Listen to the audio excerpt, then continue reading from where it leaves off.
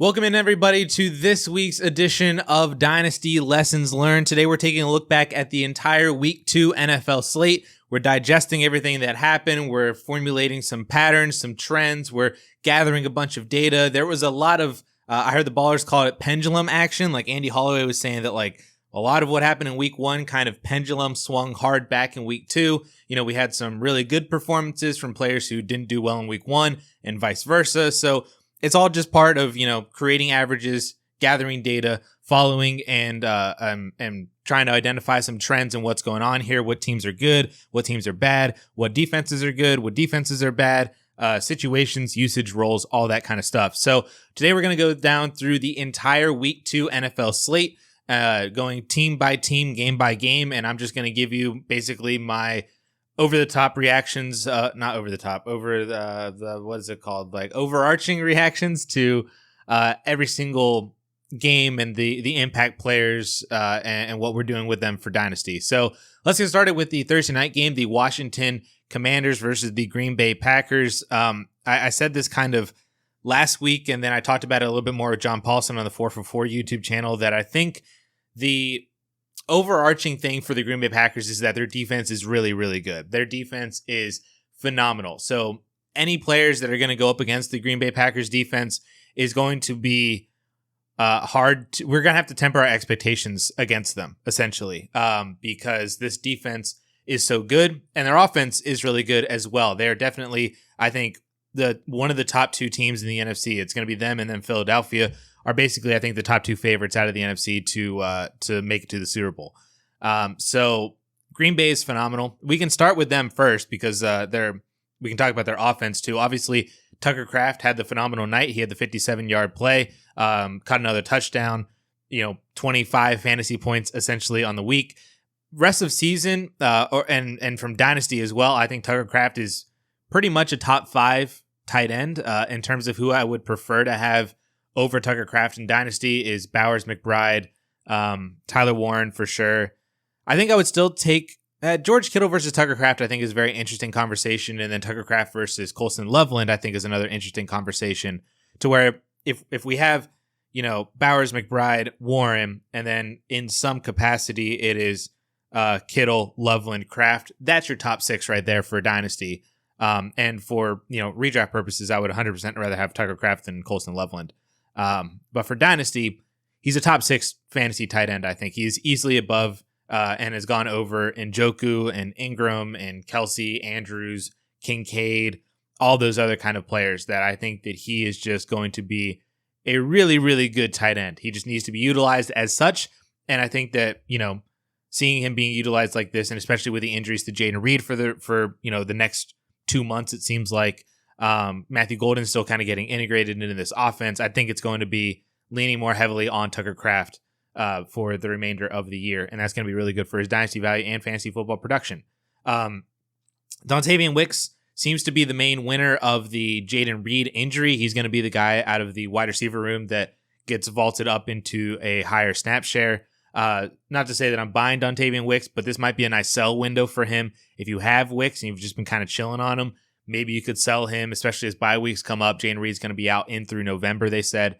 So maybe you could sell him for a couple of thirds. Maybe you package something else with him to go get a second. That kind of thing is more what I'm looking at with Dontavian Wicks, because I don't think I really trust any of these wide receivers right now. That's why Tucker Kraft is separate, because he's a tight end. And obviously, if he has 50 yards on 4 catches for 50 yards, that's not great for wide receiver, but that's pretty solid for a tight end. And he's separate from all of them to where he's not splitting snaps with the other wide receivers. He's on the field consistently, constantly, and is just fighting for targets, not fighting for snaps like all the other wide receivers. So Wicks is a sell for me if he's going to get a volume or usage bump because of the Jaden Reed injury. Jaden Reed is actually low-key kind of a buy right now. If you're a rebuilder team, I would go out and buy Jaden Reed for, if you can get him for less than a second, that would be phenomenal. But I would be willing, I wouldn't pay your rebuildings early 2026 second for Jaden Reed, but if you have a later second, that's the highest that I would go to buy Jaden Reed. But he might be kind of a discount as the next couple of weeks go by, especially if he was a more depth piece on a contending team. Maybe you can flip a Keenan Allen for a Jaden Reed, or a Quentin Johnston for a Jaden Reed. I don't know, something like that. a more win now piece at the wide receiver position for Jayden Reed. Deebo Samuel in the same game for Jayden Reed plus like a third or something might get done. That's what I'd be looking at with Jayden Reed. Matthew Golden, I think you're just waiting. I think you just got to sit him, but you're just waiting. There's some pretty good signals there with his usage, his ADOT. The timing just needs to be getting down. Needs to be gotten down a little bit more with Jordan Love, but you're sitting Matthew Golden until he shows you something different because he's had like 2 games of like 3 or 4 fantasy points, so you can't play him. But I would still be expecting pretty solid things for the remainder of the year. Josh Jacobs, you're playing him every single week. That's phenomenal. Jordan Love, I think, has entered a top 10 dynasty quarterback valuation because I think he's going to be just a really good quarterback for the remainder of the year. I had him as a buy all offseason. So if you can buy him for a random first, that would be great. In Superflex, I think it's honestly more like a first and a second, if not even 2 firsts is where we're kind of heading towards the trajectory for Jordan Love. But I'd still be willing to buy him, especially if you're one of the people that, just lost Joe Burrow. You maybe aren't having Jaden Daniels for a week. JJ McCarthy, Caleb Williams, Michael Penix aren't getting it done for you. You lost Brock Purdy. There's a lot of quarterback injuries going on right now, which might make Jordan Love hard to buy because that team might be competing and they might just be happy having Jordan Love. But if they're in a situation to where maybe they're rebuilding, maybe you trade them Joe Burrow for Jordan Love. Plus, you're still getting a top 10 dynasty quarterback, a player who could produce very similarly to Joe Burrow on the best of his days. And if you get another extra something on top of it to make up that value difference between the two, that might be something that you could try to navigate. I have Joe Burrow in one dynasty league. I've been trying to formulate which players I could go buy with Joe Burrow if I wanted to do that, because we'll get to that in a minute. But Jordan Love is on that list of how to trade away Joe Burrow right now if you're competing. But that's basically Green Bay. And again, their defense is really, really good. So everything that I'm about to say for Washington is going to be within that context of the Green Bay Packers defense is really good. So when I see that Jaden Daniels had basically a 55% completion percentage, only threw for 200 yards, 2 touchdowns, they handled him on the ground. Maybe that ankle the knee sprain or whatever that's coming out with him was something that hampered his rushing ability as well. He got the job done in the fourth quarter in a lot of what felt like wasn't garbage time. It seemed like it was garbage time, but it wasn't garbage time because they still were kind of in the game as a down by 10 or even 1 score. Even though it felt like Green Bay was killing them the entire time, but he got the job done. That's where Deebo Samuel made his money. Zach Ertz was doing pretty well for the remainder of for most of the game, I should say. Love seeing that Terry McLaurin was in there for a team high 9 targets, 5 for 48. I think the more that he gets into more football shape, obviously because he held out all August, needs to ramp back up. We've seen other holdouts start the seasons very, very slow, but then, he can get back into where he was as the wide receiver 1 on the team last year. Ertz, I think, is a very solid starting every week tight end if you need a guy like that, especially if you had Colston Loveland and you don't want to start Colston Loveland, start Zach Ertz. If you don't trust Mark Andrews anymore, which I totally understand, start Zach Ertz. I think he's just a very solid, very streamable tight end option. And depending on the other players that you have on your roster at tight end, Ertz may be the best one for you every week. Deebo Samuel seems to be like a very startable every week kind of guy too. He's getting a ton of targets. He's got I think 15 or 16 targets through the first 2 weeks. He gets a little bit of rushing production as well that we saw in week 1. Obviously caught that. Again, it felt like it was garbage time touchdown. It kind of wasn't. It kind of was. So that kind of saved the day for him to have for 17 fantasy points for fantasy. But Deebo's pretty good. I think if you're a contender and depending on the other team that has Deebo Samuel, it's kind of weird right now because teams might be 1-1, but they're still a contender. They might be 0-2, but still a contender.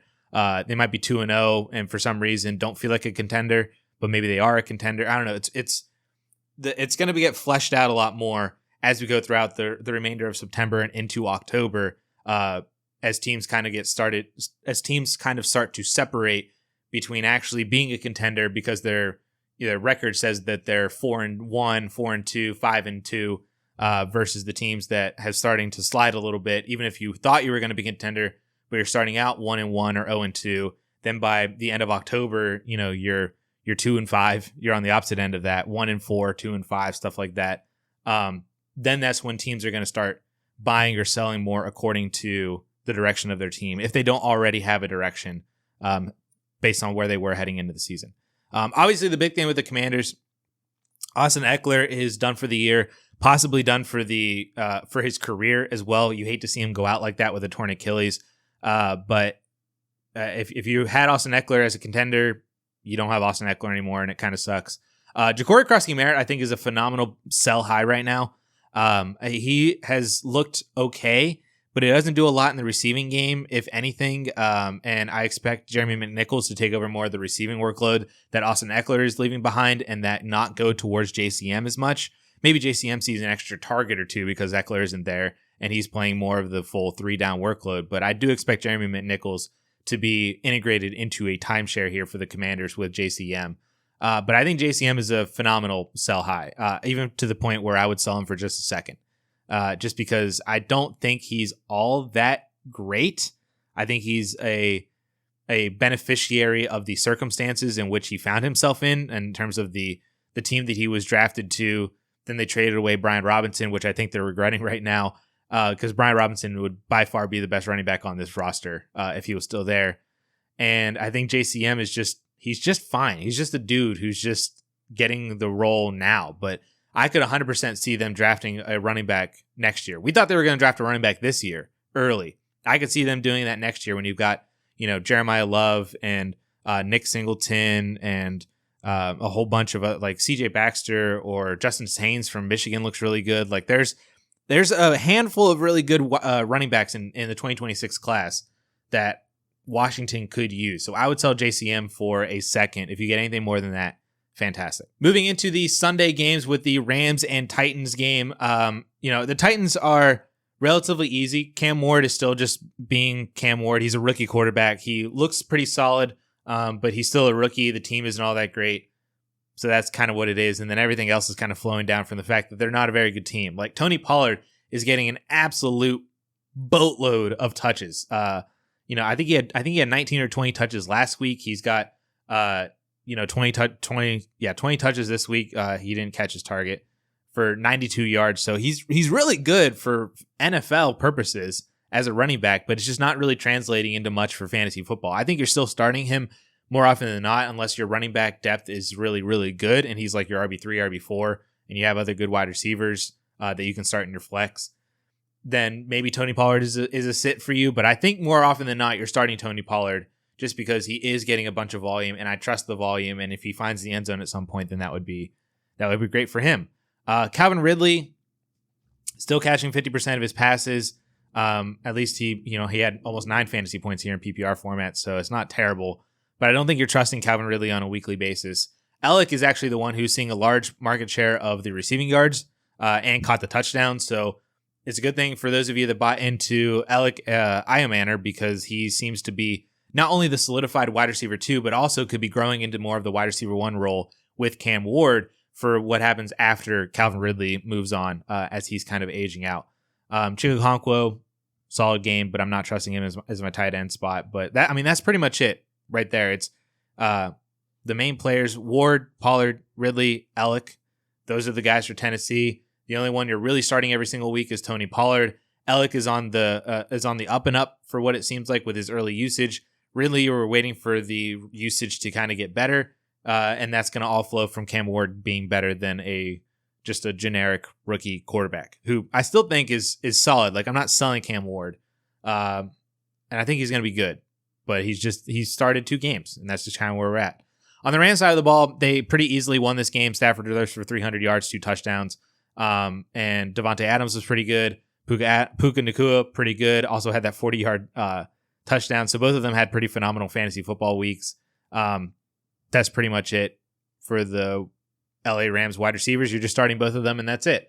Kyren, 17 carries, easily leads the backfield once again. Blake Corum does get the touchdown, but it's more at the end of the game when they were already up by 2 scores. So I'm not really investing a whole lot into Corum's usage or him stealing the touchdown at the end of the game. It's kind of similar to like how Algier stole the touchdown from Bijan at the end of the Falcons game when they were pretty easily beating the Vikings. So I'm not putting a ton of stock into it. Kyren Williams is kind of volume dependent, but when you're getting 19 opportunities every single week, that's hard to start to fade or say he's going to be losing value because of anything like that, because of Corin's like kind of garbage time touchdown at the end of the game. Kyren Williams is an every week start, and that's pretty much it. So this game was pretty easy. The names are the names, and that's where you're at. All right, on to the Jaguars-Bengals game. This one is going to be more of a conversation because there's a lot of moving parts here with what's going on. Obviously, we can start with the Bengals because it's the names are the names, but we have Joe Burrow out for. I'm just going to say Joe Burrow's out for the entire year. I would not be expecting him to come back at any point for you during the fantasy season. If he does, it's going to be like week 16, week 17. And are you going to trust Joe Burrow in his like first or second week back in your fantasy playoffs or even your championship? Personally, I'm not. So I'm just saying that Joe Burrow's out for the remainder of the year. I think they're only even giving him a possible 3-month timeline to return on the hope that they can make the playoffs and then he can be back for a playoff run. So I don't even think that the Bengals are expecting him to be back for the regular season. I think that they're hoping for him to be back in the playoffs if they make the playoffs. So that's why I'm basically saying that Joe Burrow is out for the remainder of the year for fantasy football. In comes Jake Browning, who I mentioned as a stash before the season. If he was available in your Superflex leagues, especially if you're the Joe Burrow owner, to pick up Jake Browning. Had him on the waiver wire column this week, and I would drop all of my fab on Jake Browning if he was there, because you're getting a quarterback for the remainder of the year, and a quarterback who, more often than not, the last time he started for Joe Burrow on this same Bengals team was a top 10 fantasy quarterback, and a very startable, QB2 in the games that he wasn't top 10. So, and not to say that it's easy for him to just come in and replicate that, but when we've already seen that type of production out of Jake Browning before, and certainly having the weapons that he has with Jamar Chase, T. Higgins, Fant, Gesicki, Chase Brown, even like Tinsley and Yoshi Voss are not even like terrible wide receivers, like 3s and 4s and 5s and stuff for a team. So Browning's in, a very, very good situation, and I think can do, 70 to 80% of what Joe Burrow can do, if not maybe even closer to 90%, just because he can just throw and he's willing to throw. He did throw 3 picks, so that kind of comes with the territory as well. It's kind of Jameis Winston-y for Jake Browning. But when you've got those weapons that can do what they can do, especially when you got Jamar Chase, that you just throw the ball to him 16 times and he catches 14 of them for 165 yards and a touchdown, like that's good for you. So if Jake Browning is still available in a Superflex league, I would be dropping all of my fab on him, especially if you're the team that lost Joe Burrow. But even if you're not the team that lost Joe Burrow, I would still be dropping all my fab for Browning, because then you have insurance on one of your quarterbacks in case they were to get hurt, or you have the possibility of trading him to the Joe Burrow owner if you have that opportunity. If you are the Joe Burrow owner, this is kind of the other thing that I hinted at a little bit before. What to do if you are the Joe Burrow owner and you are competing. If you're the Joe Burrow owner and you're rebuilding, it's easy. Take the L and just keep rebuilding. If you're the Joe Burrow owner and you are competing, there's either 2 options. You either go buy a cheap quarterback, which in this case, it might be Jake Browning, maybe for a second. If it's your contenders 26 second, you can go buy Jake Browning to give you kind of that production hole. You could go buy an Aaron Rodgers. You could try to go buy Stafford or Geno. Somebody like that. Daniel Jones, maybe, if the team wants to like get rid of him.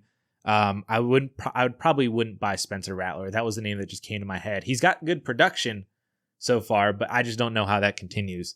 So I probably wouldn't buy Spencer Rattler. And if you do, maybe it's for like a 3rd or something like that in Superflex. So that's option 1, is just buy a cheap guy. Option 2 is to actually use Joe Burrow and try to sell him for somebody else. Try to identify if there's a team that's rebuilding, that you can maybe sell Joe Burrow to help them rebuild, but then you also get a much better quarterback coming back to you. That's where I think of guys like a Jordan Love, like a Bo Nix. I would love to not have to do it for Kyler Murray, if possible. Maybe it's Justin Herbert with the way that he's producing. Maybe it is, I wish I had the list like right in front of me. I didn't put that in the notes. I'm just trying to think. Brock Purdy's obviously hurt. I would not do it for Caleb. I would not do it for McCarthy. McCarthy's out for the next month as well, so that's definitely not going to help you. I wouldn't do it for Trevor Lawrence. I think it might just be pretty much those 3: is Love, Herbert, Bo Nix, are the three that I would probably, obviously, if you can move Burrow for Lamar or Allen or Hurts or anybody like that, Daniels even, fantastic. But in terms of the more, I think, acquirable quarterbacks who might not be on contenders that you could trade Burrow for, or Burrow for them plus, I think would be even better. Like if you trade Burrow for Love and Keenan Allen or somebody like that, somebody else to kind of fill that value gap to where they're getting Burrow for the future and his value, but you're getting the production of Jordan Love now. I don't necessarily think I need a plus with Herbert or Love. I would like a plus with Bo Nix, but I don't necessarily need one for Herbert or Love. I would love it, but I don't need one. But those are your two options for Joe Burrow. I'm going to try and see what I can do and explore that with the one Dynasty League where I am a contender and I lost Joe Burrow. And I'm 1-1 because of Joe Burrow's injury. So I wish I was 2-0. But I'm going to explore that options and I'll let you guys know what goes on with that. Jamar Chase is still obviously great. T. Higgins is going to be a little bit more inconsistent, but he got a touchdown here. And if Jake Brown is going to throw, he's probably in your lineup more often than not, even with Jake Browning. Chase Brown, low-key, a little bit of a buy low, I think. I think people are a little salty about what's going on with him. He has the 5th most rush attempts in the entire NFL, and there's just not been any production behind it. He doesn't even have 100 total rushing yards behind the 5th most rush attempts. Joe Mixon, low-key, was a top 5 fantasy running back with Jake Browning 2 years ago. He averaged 18 PPR fantasy points per game, got a ton of volume, scored basically every game in there. It's not like he scored every game, but he had like a 2-touchdown game, then nothing, and then a 1 touchdown, nothing to, he averaged 1 touchdown per game. Not to say that Chase Brown is just going to do that, but I am wondering if maybe they turn towards him even more with Joe Burrow out as an easy dump off for Jake Browning. The receiving production has really not been where it was at the end of last year. He has 6 targets on the year, and I think Chase Brown could be more of a guy that gets 6 targets every single game.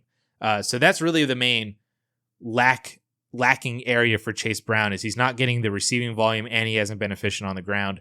Though I place the ground efficiency more on the fact that they play Cleveland in week 1, who we just saw what they did with Derrick Henry this past week. And then Jacksonville, they did hold Chuba Hubbard to under 4 yards a carry. So them holding Chase Brown to 3 yards a carry. Maybe that's just a Jacksonville thing. I'm not sure. But it's too early in the year for me to worry about the efficiency for Chase Brown. When I see all the volume and then hope that the receiving production can come back as well with a backup quarterback, maybe they lean on him a little bit more for some easy completions, smooth the chains, all that kind of stuff. I think Chase Brown is low-key a little bit of a buy low. If you're a contender and you're looking to sell your first, I don't think I would do that for Chase Brown. I think there's maybe other options that you could do right now than go buy Chase Brown for your contenders first. But I don't think it's the worst thing in the world to do if you need another running back. I would love to buy him for less than a first if you can, but you don't have to. On the Jacksonville side, ETN looks to be really good. Obviously, Bashaw Tutin did well too, and he had the touchdown, the receiving touchdown. So I think ETN is still a very good winner. He had a receiving touchdown too, so he basically did better than Bashaw Tutin on more volume. So I believe ETN is going to be a pretty solid running back for the remainder of the year, but I don't know if people trust it because Bashaw Tutin's doing similar things behind him, just on less volume. So we wonder if maybe that split gets more 50-50. Obviously, we saw what ETN did last year, and that doesn't inspire a ton of confidence in us.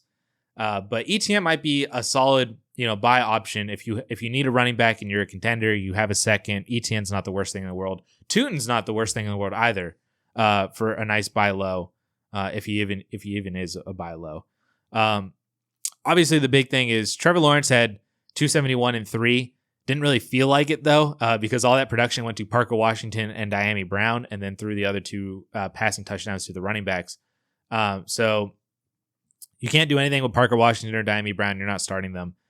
Travis Hunter, I think, is still just getting worked into. They're experimenting really hard with what his usage is going to look like on the offensive and the defensive side of the ball. So maybe just don't start Travis Hunter, but I'm not selling him. I'm not panicking about Hunter whatsoever at all.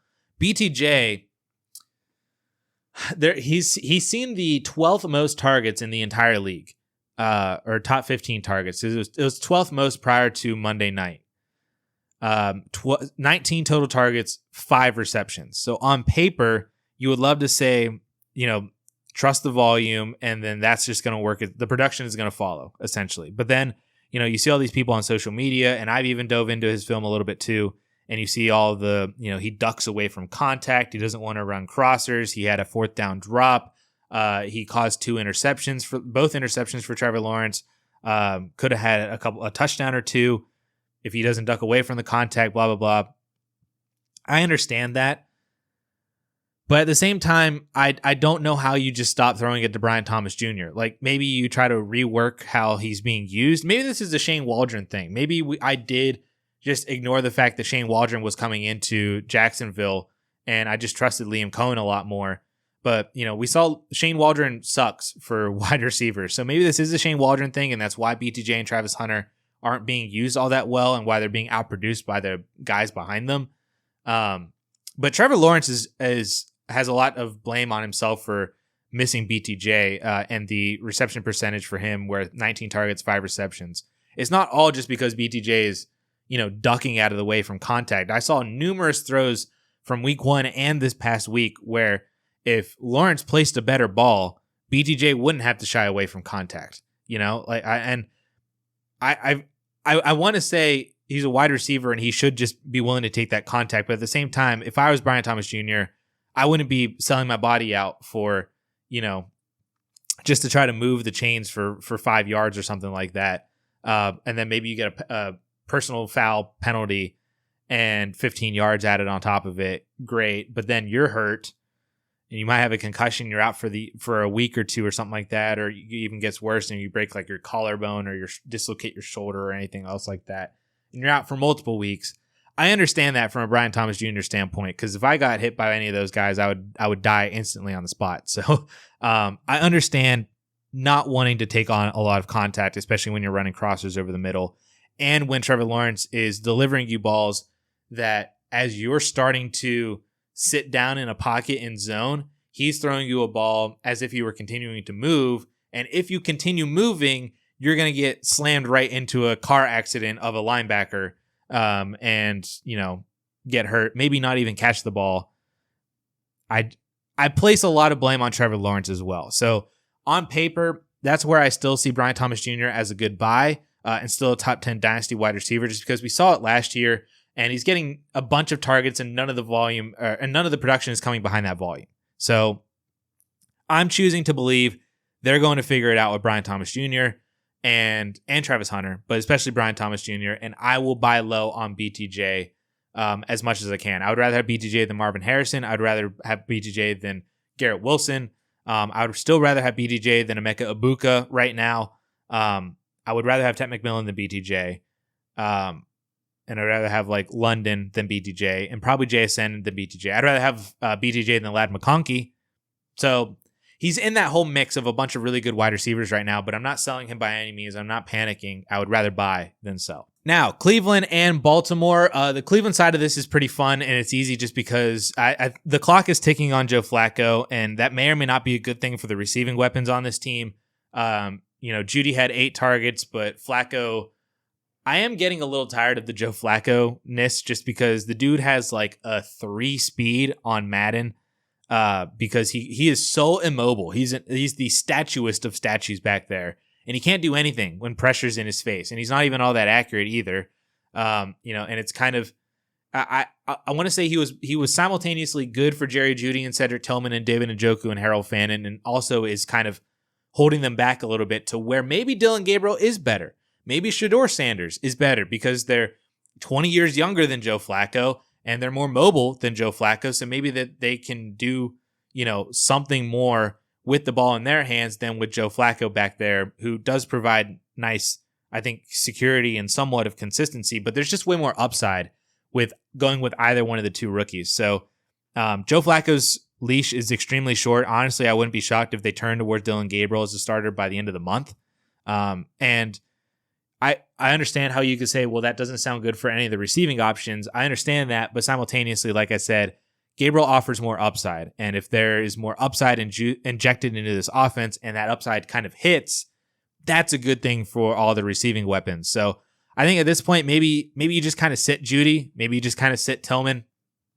You can play Njoku and Fannin because it's kind of the same thing with Tucker Kraft versus the wide receivers, where when they have 4 for 40 or 5 for 50, that's a pretty solid tight end day. But that's a bad wide receiver day, solid tight end day. But so I think both of them are still very playable. Harold Fannin is climbing up dynasty rankings pretty hard, though. I wouldn't really pay a second-round pick for Harold Fannin. I understand it. I think that's where his value definitely lies. So if you want Fannin, you have to pay a second. I don't know if that's where I don't know if I'm there on paying for that yet. But the argument is certainly there because if Njoku was on at the end of the year and Fannin's already producing like this now, I understand it a lot more. But at the same time, Joe Flacco's throwing the ball 45 times. And, if that number goes down to the low 30s with one of the rookies, that probably hurts Harold Fannin as well. Or like I said, maybe the upside's there. But it just I don't want to buy Harold Fannin now for this production, thinking that I'm going to be able to start him for the remainder of the year, because he is still splitting time with David Njoku. I understand the long-termness, so that's where the second-round pick comes in. If you want a tight end and you want a shot on an elite upside guy, Harold Fannin for a second makes complete sense. But if you're a contender and you don't like your tight end, and you're saying, hey, I could buy Harold Fannin for a second right now, and then play him because look at the production that he's doing, I don't know if that's necessarily the play. But Harold Fannin for a second, I think is fine. The real story is Quinshon Judkins, to be honest with you. 10 carries, 61 yards. He had that 31-yard run that he looked great on. So that means he had 9 carries for 30 yards. So he was averaging like 3 yards per carry on his other 9 carries. It is kind of Baltimore's defense, a little bit of that, and Judkins' first game. But, he came in and it was immediately him. Dylan Sampson had the receiving workload, kind of to be expected, had the receiving touchdown.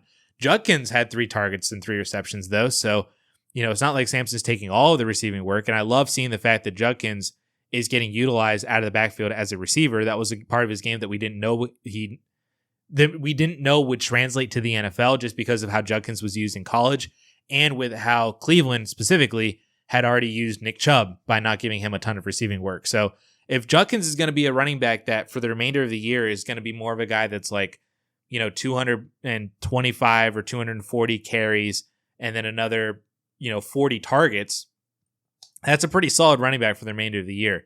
Low key, he might be the most productive running back this year for fantasy football with how the rookie running back, with how the other rookies are producing. And, I'm still expecting a suspension to come down, but this was very encouraging in terms of usage immediately out of the gate with like no practice time for him whatsoever, especially compared to Sampson, and Jerome Ford's been with the team for years now at this point. So it's very, very encouraging for Judkins, and hopefully that just continues and grows even more.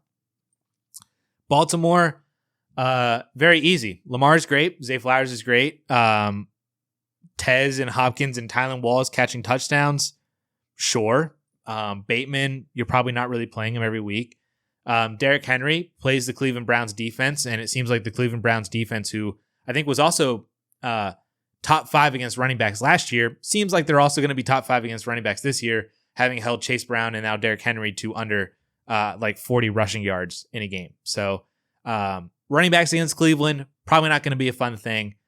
So that can explain away the Derrick Henry stuff, especially whenever they're throwing red zone touchdowns to Tylan Wallace and Devontae Walker, and DeAndre Hopkins catches a long touchdown too. The real story, though, Mark Andrews. Yeah, if you don't trust him, I totally understand that. I have him in one Dynasty League, and I sat him for Jake Ferguson. So that was fun.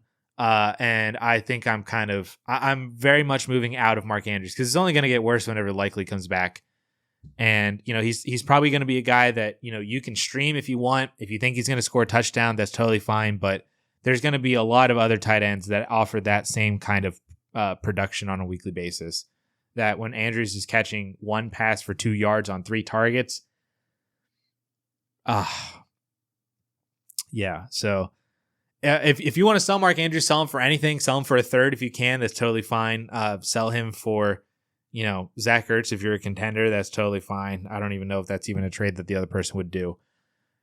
Or you might just, say, Mark Andrews, you've done some great things for me in the past, and it's time to let you go. And you just kind of sit him on your bench, because I wouldn't cut him, but just sit him on your bench and let him slowly wisp away. And it's very sad. But that's where we're at with Mark Andrews. Bills and Jets. Bills.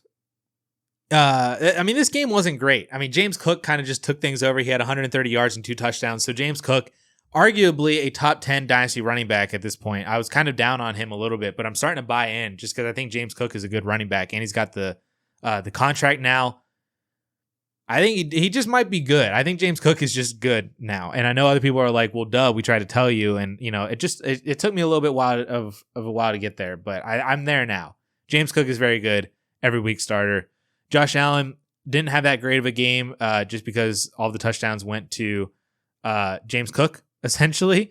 And they kicked some field goals. I think they had a defensive touchdown as well. Or no, they had a kick return touchdown. I can't remember. That game was on. It was all the different screens. I kind of tuned out when Buffalo had the ball because I was like, oh, they're just going to score, and James Cook would score all the time. But yeah, that's pretty much it. Kincaid had team high 6 targets. Dawson Knox had 5 targets. Shakir didn't do much. Coleman didn't do much. I kind of expected Keon Coleman not to do much because I kind of thought that he was going to be sauced, which seems like it mostly happened to a degree when Sauce left the game early with a little bit of injury.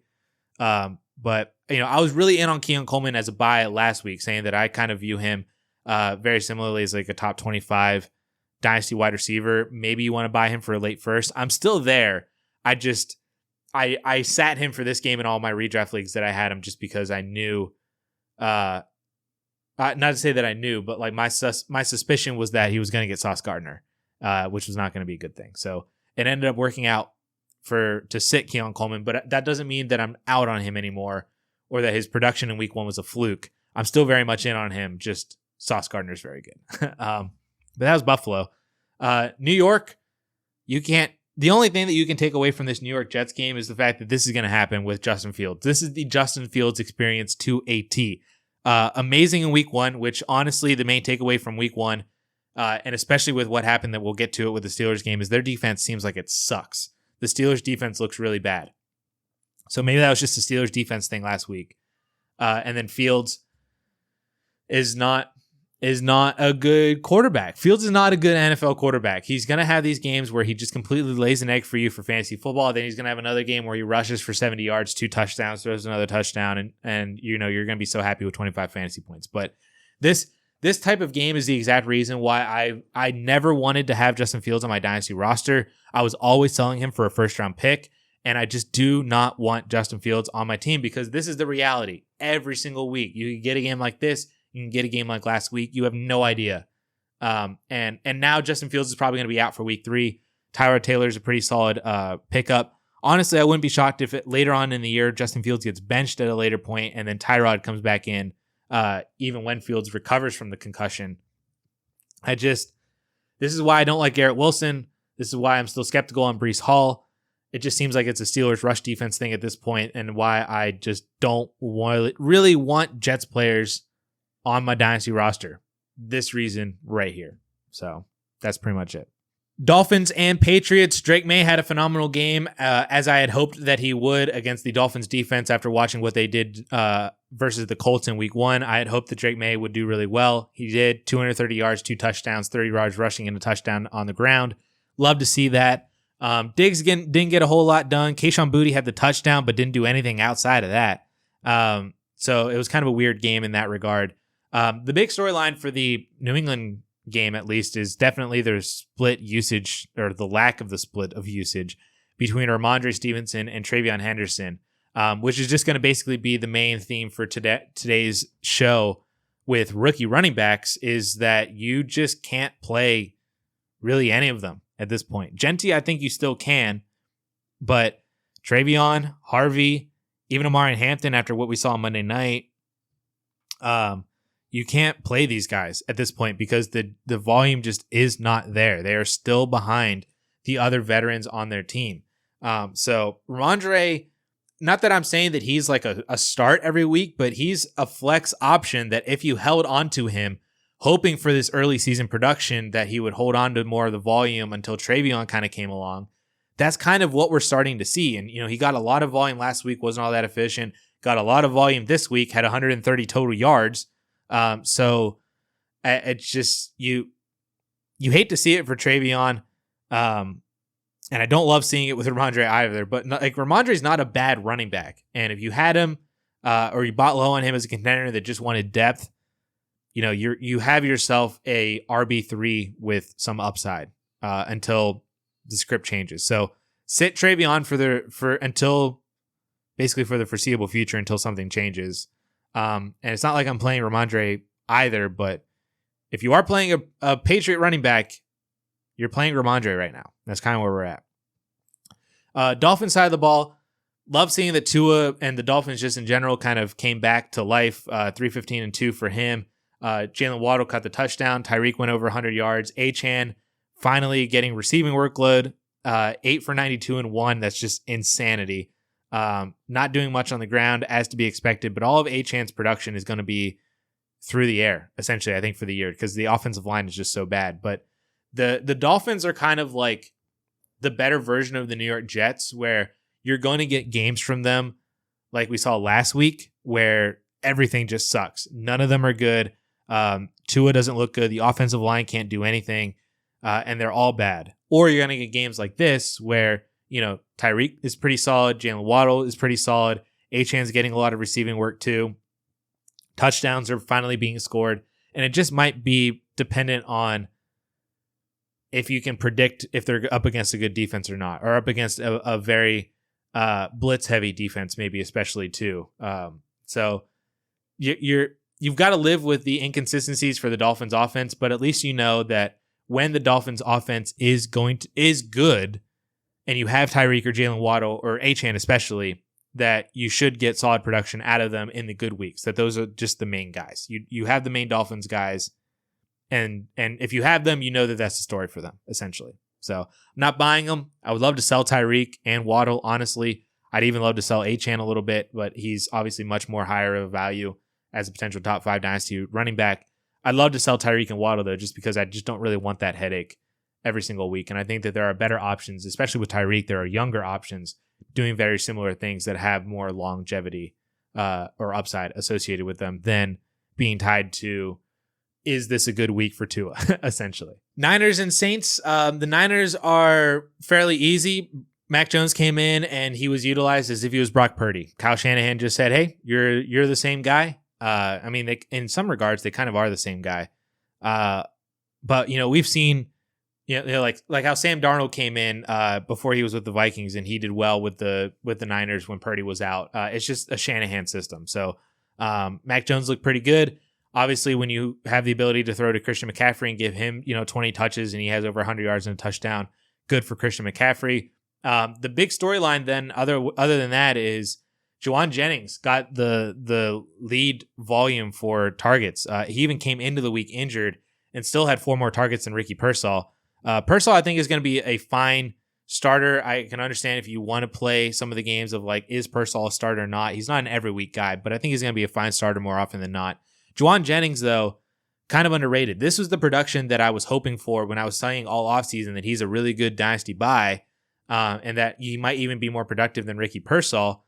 That this is the production that I was hoping for. So I'm hoping that this continues, especially with George Kittle out. I think I even saw that in games with Kittle out, I think maybe even dating back to last year. I can't remember if it was last year, if it was just like a this year thing when Kittle left early last week and then into this week, that Juwan Jennings is just seeing more targets, more air yards, all that kind of stuff, and then caught the touchdown this week. So I think Juwan Jennings is a very solid starter as well. And this is probably going to be the story for the next couple of weeks while George Kittle is still out. Mac Jones seems to be viable, especially with all the other quarterback injuries. Mac Jones is probably very viable. Christian McCaffrey, you're playing him every week. Pearsall and Jennings, it depends on your other options at wide receiver or at flex if you have other running backs at flex. It depends on that every single week, but I think they're just going to be solid starts. And I would still love to be buying Juwan Jennings as a contender. As for the Saints, Spencer Rattler he's not a quarterback that I would love to have on my team. I would love to sell high on him if you can right now for like a third or a couple thirds or anything like that, especially to a team that just lost a quarterback for the next few weeks. So if you can sell Spencer Rattler, I love it, but he's at least being good enough that we're getting okay production out of Chris Olave. We're getting okay production out of Rashid Shaheed, and we're getting 2025's Jonnu Smith's version with Juwan Johnson here. So Juwan Johnson, low key, might be the biggest buy of this entire roster. Alvin Kamara is really good as well. Obviously, when you have the ability to have 25 plus, he had 27 touches for 120 yards. So that's phenomenal usage, especially when 6 of those touches are receptions. That's going to be great from a PPR standpoint. So Kamara, totally fine. If you want to buy him as a contender, totally fine with that. Just because he's old, he's undervalued, he's going to produce. That's basically the story with Alvin Kamara. But Juwan Jennings, if you are a team that you don't trust Mark Andrews anymore, maybe you're a little bit worried about Travis Kelce whenever Worthy and then Rice come back. Maybe you're a team that you can't trust Dalton Kincaid as much, but you still like him for the future. Maybe you thought Dallas Goedert could be something, but then now he's hurt. Maybe you thought Evan Ingram could be something, but he's kind of in a little weird usage now. Essentially, if you need a tight end and you're competing, Juwan Johnson is not a bad guy to go out and get. I would not want to pay a second for him, but if you can get him for multiple thirds or send over some like long-term upside play, like an upside tight end or an upside wide receiver or some backup running back that maybe has upside, like an Ollie Gordon. Ollie Gordon for Juwan Johnson, I think, would be a really good trade on both sides if the other guy is rebuilding and wants Ollie Gordon. Somebody like that from the running back position or wide receivers or tight ends. Because Juwan Johnson he's running so many routes. He's averaging a 25% target share. He had 26 last week, 24% this week. So 25% average. He went over 80 yards last week, caught a touchdown this week, massive target share. He looks like he's this year's version of Jonnu Smith, essentially. And it's not like he's like a stale or unathletic tight end. He's a very athletic tight end. He's a big-bodied like slot receiver, essentially. And as long as Spencer Rattler just continues to have to throw a lot, because this Saints team is not going to be good, they're going to have to throw a lot to stay competitive. And they're looking at Juwan Johnson in the slot because Kellen Moore loves slot players. The formula seems to be working, and I think that if you need a tight end and you want to go out and buy Juwan Johnson, I don't hate it. I wouldn't pay a second, but if you can, do some other maneuvering to get Juwan Johnson on your roster, I think he's a really solid buy right now for contenders. Giants and Cowboys, the barn burner of the week that nobody expected, but was super, super fun. Obviously, Russell Wilson was great. Nobody started him. Malik Nabers was great. Everybody started him that had him.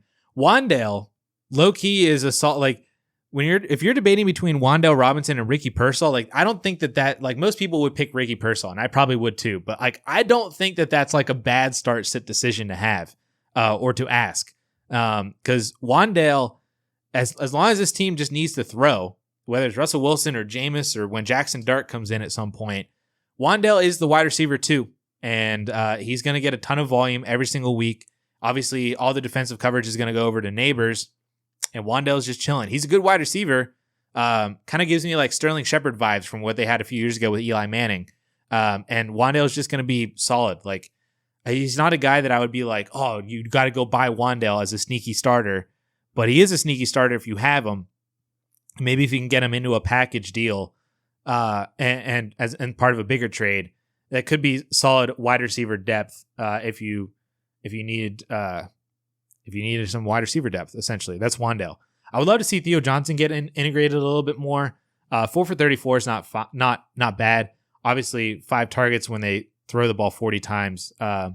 It's juiced a little bit, but I would still love to see Theo Johnson get utilized a little bit more. Still, I'm not starting him, but still a solid long-term option. He would be a name that, if you need a tight end, you have Theo Johnson and you're competing. Theo Johnson for Juwan Johnson, Johnson for Johnson, former Penn State players. That might be a deal that might be beneficial for both sides, where you get the production of Juwan and they get the longevity and upside of Theo.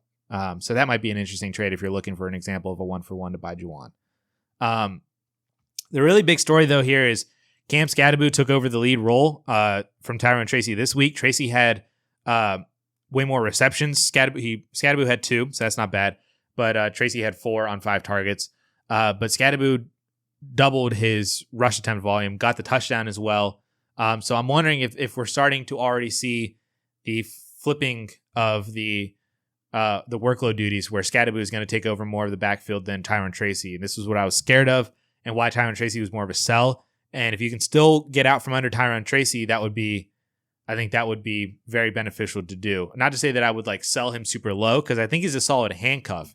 He would be in that like Trey Benson, Tyler Algier range if Scadaboo were to take over a majority of this backfield. Tyron Tracy and like Rachaad White kind of usage, that kind of a role or value for Tyron Tracy, I think is still solid. So I'm not like selling him just to get rid of him, but if you can sell him on the basis of him still being kind of an RB1B, team RB1B or 1A, that he's still going to get solid usage every single week, and you can get good value for him, then I would be willing to sell him. But I'm not just selling him just to sell him to get rid of him, because he's a running back that I like to have as depth on my roster in case of injuries were to happen to Scadaboo, because then he'll get everything and be pretty solid.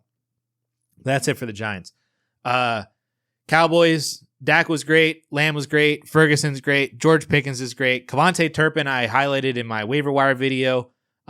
He's a solid pickup too, as a guy who's getting just like decent like low end wide receiver 4 volume, that he could have a game like this where he has, 14 fantasy points because he catches a touchdown and also gets a little bit of rushing work too. So maybe he runs for a touchdown.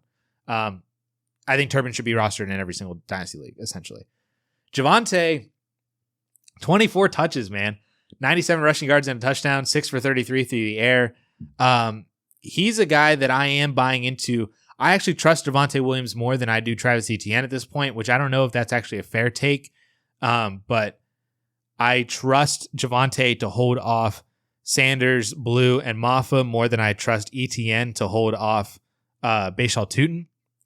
And Javonte is also outperforming him, and in a really good Dallas Cowboys offense, the offense that is better than the Jaguars offense. So another point in Javonte's favor. He's getting all the workload for the carries. He's getting all the workload for the receiving. It's just Javonte's working right now. If you want to pay a second for him, pay a second, but I'm not paying a first for Javonte. We were talking about it in the Discord a little bit, that somebody offered a rebuilding 2027 second for Javonte Williams. So the assumption would be that that's an early 27 second. I said I thought that was a solid selling off point for Javonte Williams, even as a contender. If you just want to get off of Javonte, then you could use that second in some other capacity to maybe get another running back if you needed to. Because ideally, Javonte came in as like your RB4, RB5 on a contender, and you're not maybe even starting him still, even though you should be. But you probably have better options ahead of him still, to where if you wanted to cash out, I think an early second round pick is totally fine to cash out. But I also think a mid to late second is a good pick, is a good value to buy Javonte. So he's kind of in that weird range of buying or selling based on where you are as a team and your particular needs at running back, and what picks you have specifically, whether it's an early or a mid to late or anything like that, to either buy or sell Javonte. So he's in a funky range, but you got to start him every week because he's getting the volume and he's producing on that volume. Chicago and Detroit. The Detroit side of the ball is really easy.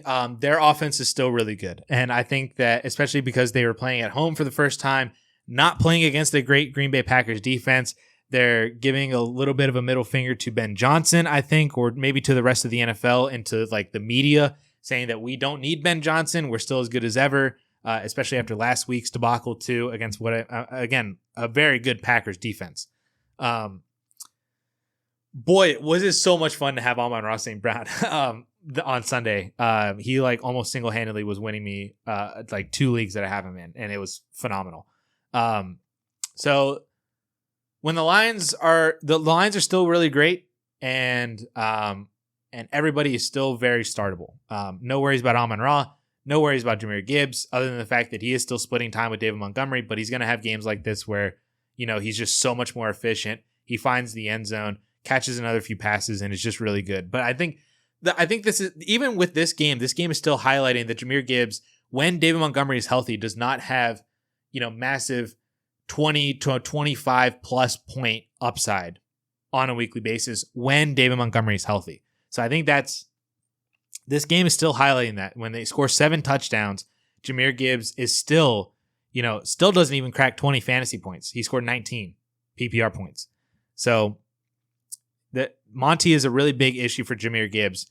Not to say that he's bad or not worthy of being a top 3 dynasty running back, but the upside on a weekly basis is not there with Jahmyr Gibbs like it is with other running backs and other, elitely valued running back. Like Devon Achane, just basically lapped Jahmyr Gibbs so hard this week because he had 20 fantasy points receiving, whereas Gibbs was, had to get to 90 yards and a rushing touchdown just to get there. But, Achane had 23 fantasy points receiving this past week, and Gibbs didn't even have 20 as a whole.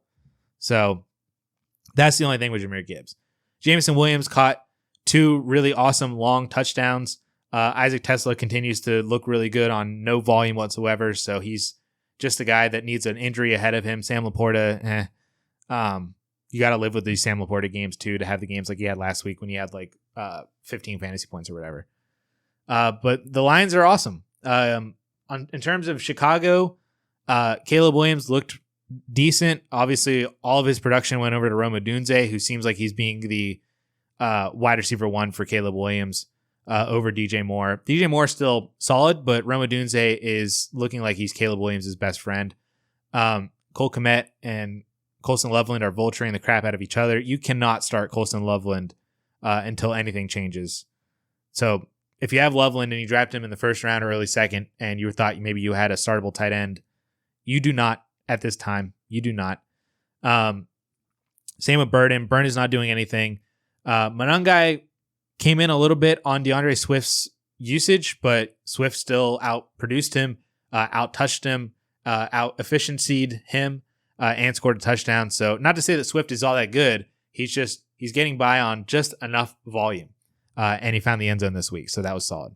So Swift is another guy that, like Javonte, where if you even if you're a contender and you're just I just don't really want to have Swift, and I could just use this production and this time now that in the role that he has now to sell him for a second and just get rid of DeAndre Swift. Stay liquid with that second. Use that second in some other fashion to maybe go get a better running back, or use it in a package to get an even better running back. More people are going to be willing to buy a second round pick than they will be willing to buy DeAndre Swift. So it makes your asset and your value more marketable to everybody else in a trade when you convert DeAndre Swift to a second. So even as a contender, if you don't need DeAndre Swift and you're let me just capitalize on this, sell him for a second and just be done. Seattle and Pittsburgh. Again, as I mentioned before when we were talking about the Jets, the Steelers defense just look like they suck. So we're going to be targeting everybody against Pittsburgh moving forward until that changes. Sam Darnold was pretty solid. Obviously, JSN was great again. Cooper Kupp was even pretty good. Torrey Horton caught the early touchdown, which was awesome to see. So JSN is an every week starter. Kupp seems like he could be startable in the right situations. I would like to see Torrey Horton get more involved, but maybe as for right now, Kupp doesn't look washed like he did at the end of last year. So I love seeing Horton's usage in here and as the wide receiver 3 and scoring the touchdown. But he just needs a little bit more snaps and targets, essentially. But still a great stash. Kenneth Walker looked great. Charbonnet had under 1 yard per carry, which was weird considering that Kenneth Walker was so good and had that long-ish touchdown. It was like a 20-yard touchdown. So I don't know what to make of the Seahawks backfield. I think Kenneth Walker is still a fine start every week. Charbonnet, you're probably not starting. This is probably the really dumbed-down version of the Lions backfield where Walker's Gibbs and Charbonnet's Monty. Charbonnet can be good when he is, getting over to 50 to 60 rushing yards on the 13, 14, 15 carries that he has and scores a touchdown, but he's probably not going to do a lot through the receiving game. And then Walker is going to be more of the higher efficiency kind of guy that maybe doesn't have the super massive ceiling either, can also have some clunker weeks, but when it works, it works. So it's going to be kind of annoying, I think, for Seattle's backfield. I would really like to not start Charbonnet, and you probably do have to start Kenneth Walker. I know I'm starting him in one of my dynasty leagues just because he's one of my better running back options. So I would love to sell Kenneth Walker if you can. What do you have to do to add to Kenneth Walker to go up and get Josh Jacobs or go up and get James Cook, or go up and get move over and get Christian McCaffrey if you're a contender. Move over and get Derrick Henry if you're a contender. Like, Walker might be a solid step stool to get to an upper echelon of running back value or production that you might not be able to get with other running backs behind him, like Chuba or Connor or Pollard. Like, Walker is just young enough, just productive enough to where he's probably valued high enough as a step stool to get to somebody else if you want to. Steelers side of the ball, Rodgers, you can't really start Rodgers. DK got the touchdown, but that was about it. You're starting DK more often than not, probably too. You can't really start anybody else here. I don't want to start Freiermuth. I don't want to start Jonnu because they cannibalize each other. Jalen Warren is low-key like a really good buy right now for a late second-round pick, just because Kaleb Johnson continues to not do anything. He muffed another kick return that then resulted in the Seahawks recovering the ball in the end zone. I don't know if Kaleb just didn't know he touched it or thought the ball was going to roll out of bounds, but it stayed in the end zone, and George Holani just landed on it. And Kaleb Johnson only had one carry for 1 yard after that. Like, we might be witnessing Zach Evans 2.0 with Kaleb Johnson, and it is so frustrating because I thought he was going to be so good with the Steelers offense and see so much volume. But the more that Kaleb Johnson looks terrible and the more that Jalen Warren looks good, Warren's going to have this job. Like, he wasn't all that efficient on the ground with 3.5 yards per carry, but he had 14 carries, and then he had 4 receptions for 86 yards. He's become Aaron Rodgers' one of his go-to targets out of the backfield as a check down option, and we know that Aaron Rodgers loves to check the ball down a lot. It was one of the big reasons why Breece Hall was still so productive last year. So Jalen Warren, for a late second-round pick, if you need a flex option or some running back depth, go to Jalen Warren, because it doesn't seem like he's being valued all that highly. Like, if you're like, oh man, I need another running back, maybe I can go buy Javonte low, maybe I can go buy Etienne low. Like, I would look at Jalen Warren. And you might even get him for cheaper than a second round pick if you package a couple of thirds and something else together, or some handcuff running back in the third and go get Jalen Warren. You might get it done. But I'd be willing to pay a late second round pick for Jalen Warren. And a similar kind of valuation as Javonte or Etienne, even though I trust those two a lot more. I'd rather have those two for sure over Jalen Warren, but they're probably going to be more expensive or unacquirable, whereas Warren probably is actually acquirable for a late second round pick, and a good buy at that point too. Denver and Indy, the battle of the horses. Bo Nix had 3 passing touchdowns, so we got it done there, had 20 rushing yards on the ground, so obviously in Superflex, you're starting Bo Nix every single week. J.K. Dobbins and R.J. Harvey, this is like story number 1.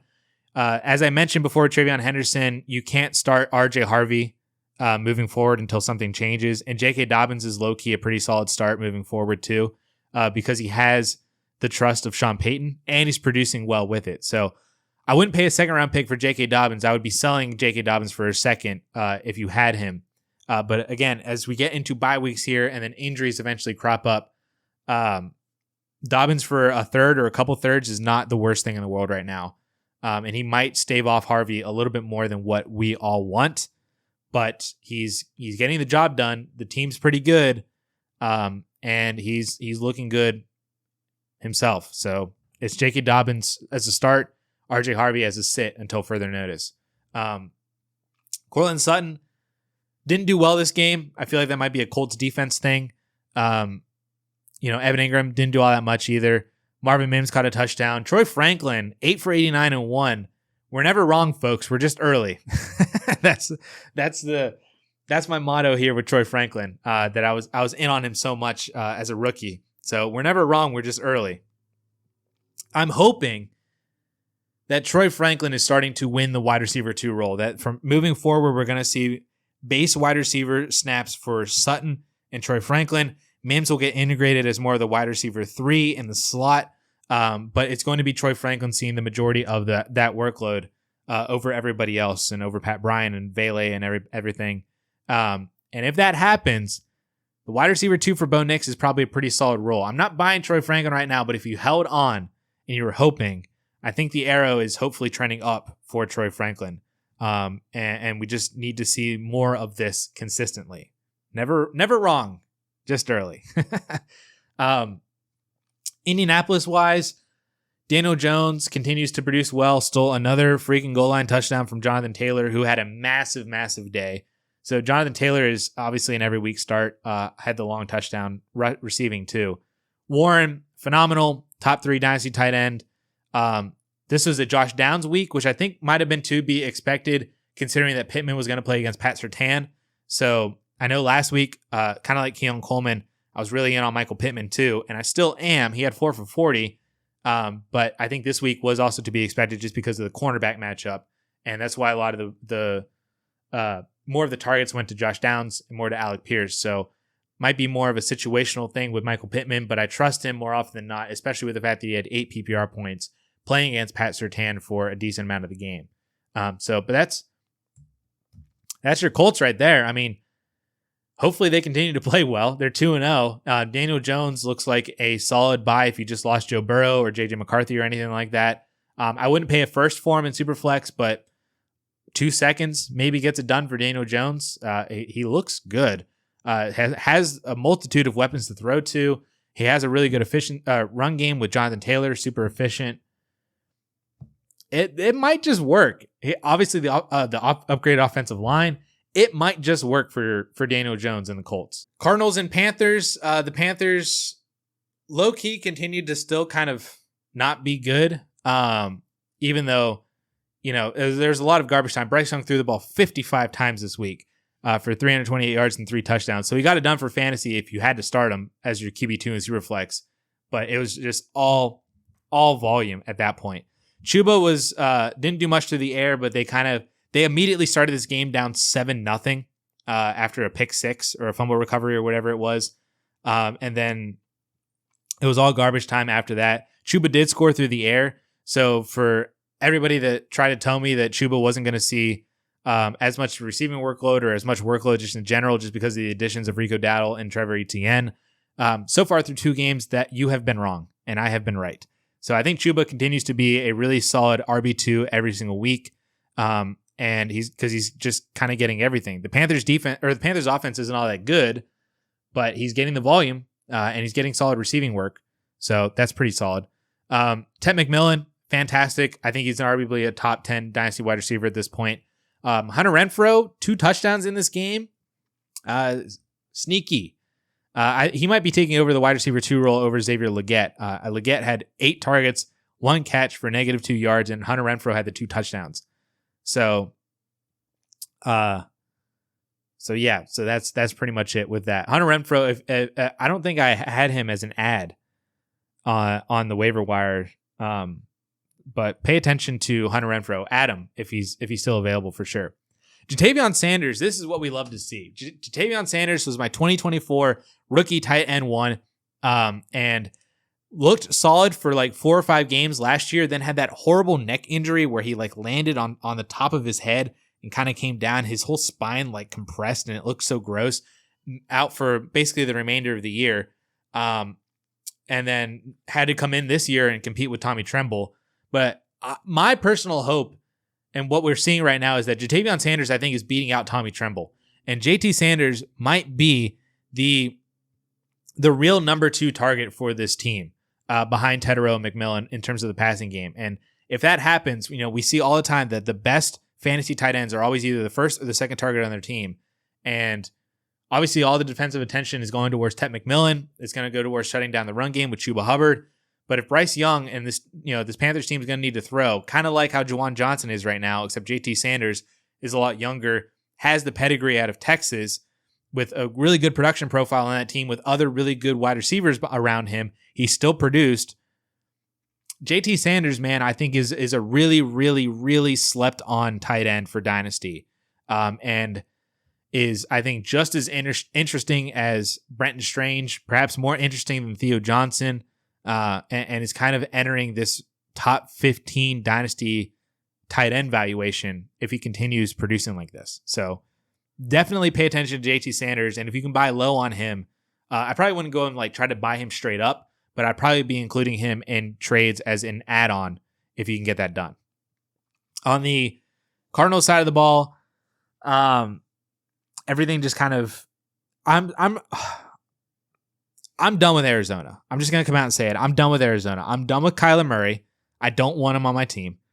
I don't want Marvin Harrison so long as this is the environment that he's in. I do think, even though Arizona starts out 2-0, I still want to believe that they're going to make some changes heading into next year. That Gannon might not be there. Petzing hopefully isn't there. And, I mentioned coming into the year a couple times the study that I did on top 10 wide receivers who had under 900 yards did not have that 1,000-year breakout until after a coaching change was made and an offensive philosophy change was made. So that's why, I was a little bit nervous about Marvin Harrison coming in this year. And it was a good point for why Rome Odunze could break out because he had that coaching change. But Marvin Harrison did not. The environment is still the same, and they're still the same old Cardinals. And I just don't really want Marvin Harrison Jr. right now at this point. The upside's still there, as you saw last week too, but it's so frustrating. Trey McBride obviously is a dynasty tight end too. So McBride's good. Connor got the job done with the touchdown, but I'm still even getting a little bit worried about him. I'm wondering if he's getting dragged down by the offense. I'm wondering if he's losing a little bit too because he's almost 30 years old. He's fine. If you bought James Conner to contend this year, you're starting him every single week. He's still fine, but I am getting worried, and I am thinking that he's more of a guy that you want to get off of sooner rather than later. But I really just do not want Arizona Cardinals players outside of Trey McBride. That's pretty much it. It sucks, but this offense ain't it. Philly KC, the Super Bowl rematch. Saquon Barkley is phenomenal. You're starting him every single week. Devonta Smith, AJ Brown are getting killed by the fact that Philly just does not care about throwing the ball at all. Honestly, I think my biggest takeaway, and I've really flipped the switch on this. I thought AJ Brown was a massive buy low coming into this year. Now I think he's a big sell, just a sell. I'd be trying to, what can I do? What do I got to add to AJ Brown to get to Ted McMillan, to get to Brian Thomas Jr., to get to Lab McConkey, to get to JSN, to get to Drake London, to get to Rashee Rice, maybe even that's where we're at with AJ Brown. 8 targets is great, but 5 for 27 isn't going to get it done. They do not want to pass the ball at all, and I don't blame them because it works. Their running game works. And I'm so disheartened by the production that we're seeing out of AJ Brown. And Devonta Smith was already a wide receiver that I didn't really want just because he had that wide receiver two-ness in him. So it was the regular inconsistencies of not being the top target on his team, like we see with Addison or Waddle or anybody like that. But then you add in the fact that they don't throw as much. It just makes it so much harder to buy into Devonta Smith. But I thought that AJ Brown could be a little bit safe from that because when they did throw, they would throw it to AJ Brown, and he's just so talented and such a big playmaker that he could be good for fantasy football. But boy, they just do not care. They're 2-0, beat again the Super Bowl team from last year, and they just do not care. They're such a low volume team as a whole. They want to run the ball, and AJ Brown just is a nice hey, we got AJ Brown on the side. He can help bail us out if we ever need it. If we have a 3rd and 10, whenever we find ourselves in the rare 3rd and 10 instance. But I think AJ Brown's a sell. I think he's a sell right now, and it really sucks. But that's where we're at. On the Chiefs side of the ball, Mahomes gets it done on the ground, so that's pretty solid. You cannot start Pacheco. You cannot start Kareem Hunt. You cannot start any one of them. Kelsey is just fine because he's a tight end, and you have Travis Kelsey, and it's Travis Kelsey. He can still put up 10 PPR points without scoring, as we just saw it here. Thornton caught the touchdown. Shout out to Andy Holloway for that call. Hollywood, but it's just Xavier Worthy sounds like he's going to be back this week, and then Rashee Rice, of course, will be back in about a month. So whenever those two players are back on the field, that's going to be good things for Mahomes. Probably not good things for Travis Kelsey. Definitely not good for Hollywood Brown. So continue selling him if you can. But this game sucked. even though it was 20-17, this game sucked, and the pieces here for fantasy are not that fun. Into the Sunday night game now. Falcons and Vikings. Bijan Robinson is phenomenal. That is your Dynasty RB1. I argued it all summer that he was a Dynasty RB1 over Jahmyr Gibbs. Not a lot of people wanted to listen to me, but Bijan Robinson is your Dynasty RB1. He is fan-freaking-tastic. It was so annoying that Tyler Algier got the touchdown at the end of the game. Kind of like how Daniel Jones continues to vultures touchdowns from Jonathan Taylor, just because they can't cap off this elite performance with a touchdown. But Bijan is so good, man. Algier is still really good. He's a fantastic handcuff. But Bijan is phenomenal. London, and he just didn't have the volume. Penix didn't need to throw all that much just because Bijan just crushed him. Pitts, solid. I mean, if you need a tight end, Kyle Pitts might not be the worst player to go get for a second round pick, even though I probably wouldn't want to do it. But the name of the game for Atlanta this week was just Bijan Robinson and Tyler Algier. So that's basically where you're at. Things will get better for Drake London. London's like outside the top 40 at the wide receiver position, because this Sunday night game didn't help, and then he hasn't caught a touchdown yet. But better things are going to come for Drake London. I would continue to buy low on him if anybody's panicking. I don't think anybody is. But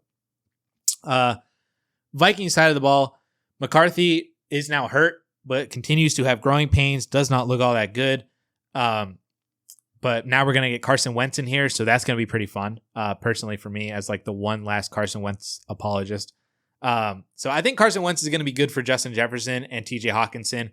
Obviously, you're not sitting Justin Jefferson, and if anybody's panicking on him, the buy window might be open to where I'm not expecting a discount on Justin Jefferson. Any buy windows on these elite guys, kind of like what it is with Jamar Chase too, with Jake Browning in, or Jefferson, or like if they underproduce a little bit.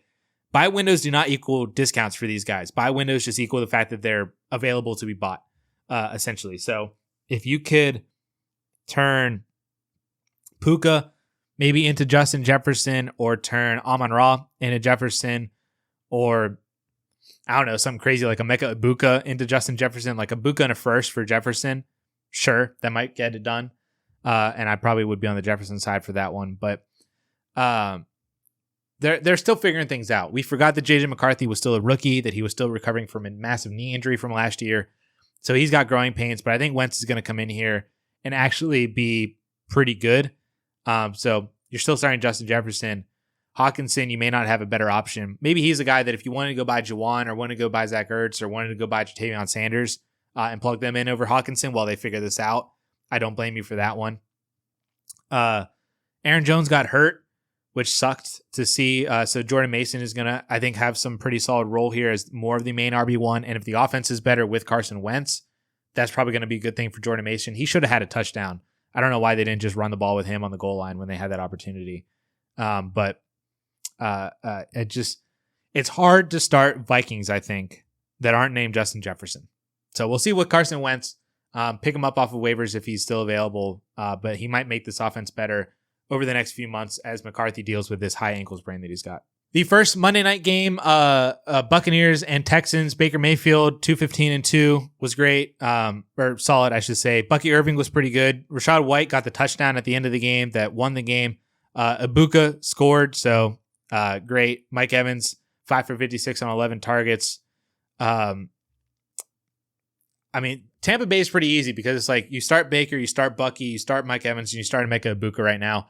Rachaad White, I still think is undervalued. I thought that he was a player that I was fine buying in the offseason as the handcuff to Bucky Irving, and I still think he presents that value. It's not to say that you're going to be able to predict games where Rachaad White has, 10 carries for 65 yards and a touchdown, and then catches another couple passes, but he just represents a guy kind of like Zach Charbonnet. I think more people look at Charbonnet and they're just like, wow, he could take over the backfield, blah, blah, blah.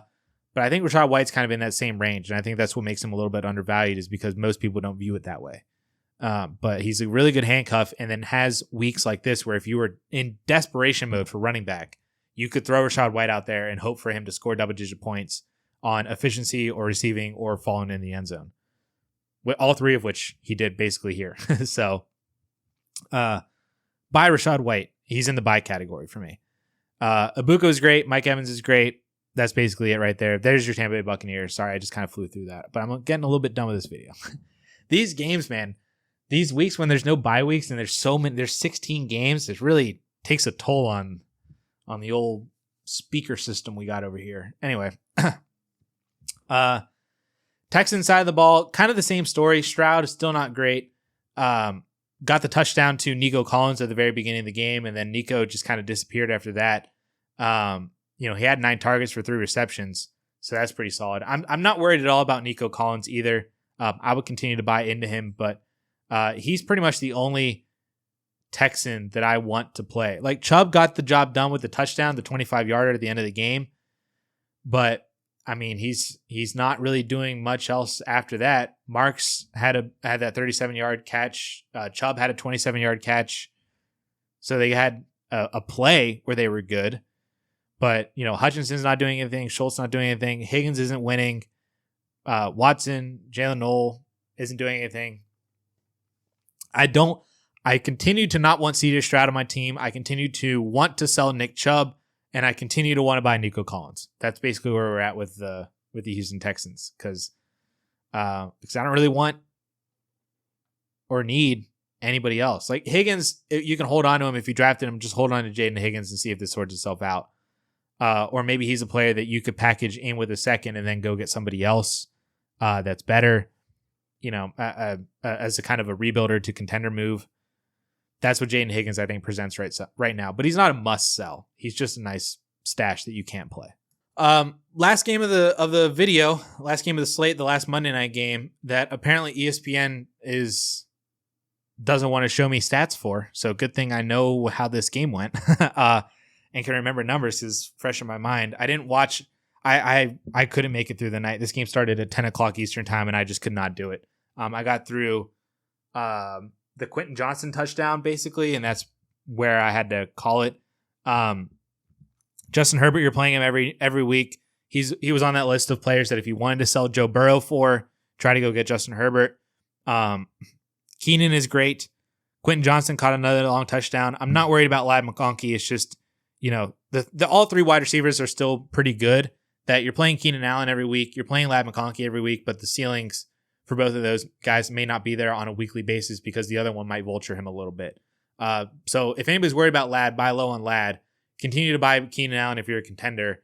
Quentin Johnston is solid for all teams right now as a rebuilder or contender because he's producing well in this offense and is also young. So he works as a bench guy that you could throw into your roster, or throw into your lineup, especially as bye weeks start to come up here in a couple weeks.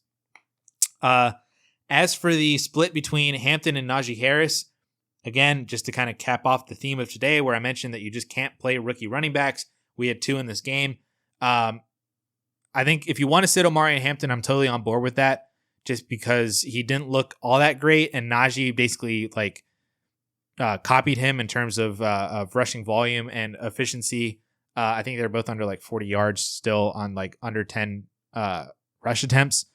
So I understand it with Hampton. It's just we thought these rookie running backs when they were so great coming into this class, and then they got drafted highly into good situations and good offenses with veteran running backs that we thought they could easily get over. I think we forgot that at the same thing like what we did with JJ McCarthy. Maybe this is an overall lesson that we need to take into future years, is that these guys are still rookies. And, we see a lot of times that rookie running backs just do not get the volume that they need at the beginning of the year. And so sitting them is not a indication of quitting on those guys or, thinking that they're never going to get there ever again. It's just a realization that they are rookies and that they need to figure it out as much as, the team needs to figure out how to use them and get them more acclimated into the NFL. And we're just realizing that they're not viable right now because they're just not getting that volume. And so it's totally fine to sit these guys. And like I said, no indication whatsoever would that mean that you're giving up on them or anything, or don't see their longevity still or their upside, or that Omari and Hampton shouldn't still continue to be valued as a top 8 dynasty running back, or that Ashton Genty shouldn't still be valued as a top 5 dynasty running back. It's their first 2 games of their careers in the NFL, and we need to give them a little bit of leeway and just give them a little bit of space, essentially. So you don't need to start Amari in Hampton. I totally get that. Not to say that you need to start Najee Harris either. I would not be. But just until something else happens, and we need to give them a little bit more of a leash to get to, week 3, 4, 5, 6, get them through September, get them into October, get them into November. And then, then we can see the second half, the post bye week utilization, all that kind of stuff that we typically see from rookies. And it just seemed like that we thought that this class might have been an exception, and they ultimately are seeming like they are not, that they're still just rookies. So that's a nice transition into Vegas, as ESPN still is not showing me any stats. But Ashton Jeanty was not good in this game either. And he was losing workload to Dylan Labe. He was losing workload to Zamir White. It seemed like some of that was due to the fact that they're better pass protectors, that Jeanty is a little bit skittish when it comes to pass blocking. And he hasn't been all that efficient on the ground, though I do wonder if some of that is Vegas as a team related, that Jeanty's just not getting it done. I do wonder if some of it is also smaller school, not to say that Boise State is like a small school, but smaller school transition to the NFL might be a lot more difficult than what we initially believed, or what we thought that Jeanty could have been the exception for, where, obviously coming from SEC or the Big Ten, that's may not be as big of a transition because you're playing at some really big schools, some pro level offenses and defenses. Whereas at Boise State, Jeanty might not have faced that competition. He didn't face that competition. He didn't run in that offense. He was just everything and could get by more on just being straight up better than everybody else. So I would still probably continue to play Ashton Jeanty because it is still Ashton Jeanty, and you draft him at the 101, and he still should be a top 5 dynasty running back. If you want to sit Jeanty, if you have better options, like you were like, hey, my running back room is Jeanty, Jonathan Taylor, Javonte Williams, and Jaylen Warren, and you want to sit Jeanty for Javonte right now or sit Jeanty for Jaylen Warren, I don't blame you for that, as Jeanty figures himself out as well. So I don't blame you there. But again, it's not an indication of you giving up on him or that they are failures or busts by you sitting them early in their careers because they didn't have a good first game or two of their NFL careers. So that's kind of where we're at with the rookies. Geno was all right. Jacoby Myers got the job done as the wide receiver 1. Brock Bowers had like 10 fantasy points. I think he was like 5 for 50 or something like that. Or 5 for 30, maybe. I can't remember. Because ESPN won't show me stats. So thank you, ESPN. But Bowers came in with the injury, so I'm wondering if some of that was a little bit of a hampering. The Chargers did well with reining in Travis Kelce outside of the long touchdown in week 1. So I'm wondering if maybe the Chargers defense is also just a pretty good defense. That seems to be the case as well. That they're kind of like a lesser AFC version of the Green Bay Packers at this point, where their offense is pretty good and their defense is pretty good. They're winning ball games. They might be a legitimate contender in the AFC, even though the pathway is a little bit more difficult with all the good teams in the AFC. But Vegas was really easy last year, continue to be really easy this year. It's Jacoby Myers, it's Brock Bowers. You have Ashton Jeanty. It depends on if you want to keep starting him, depending on the rest of your running back depth. But that's Vegas, and that's this team. That's this week 2 NFL slate. So appreciate everybody for watching these very, very long videos. As I mentioned, they're kind of taxing on me to do every single week just because we have 16 games. But they will be shorter, obviously, once we get into bye weeks, and 4 to 8 teams are on bye every week moving forward in a couple weeks here. But so appreciate you guys sticking around and watching this entire video. Thank you so much for the support on the DLF YouTube channel. For those of you that have been asking, Fridays with Addison will be back this week. So this Friday, you will see me put up the stream for Fridays with Addison. We'll go live at 12 o'clock Eastern time to do an AMA, run through as many questions as you guys want to. Probably for a similar amount of 90 to 2 hour time slot, because that's usually how they end up going. Especially because this will be my first one in quite a while. I had some other obligations to do on the 4for4 side, so that's why I missed the first 2 weeks. But this week, Friday AMA, is back at 12 o'clock Eastern time. So I will catch you guys then in that stream or catch you guys in the next video. Appreciate all the support. Hit that like and subscribe button. And yeah, have a great day, everybody. Peace.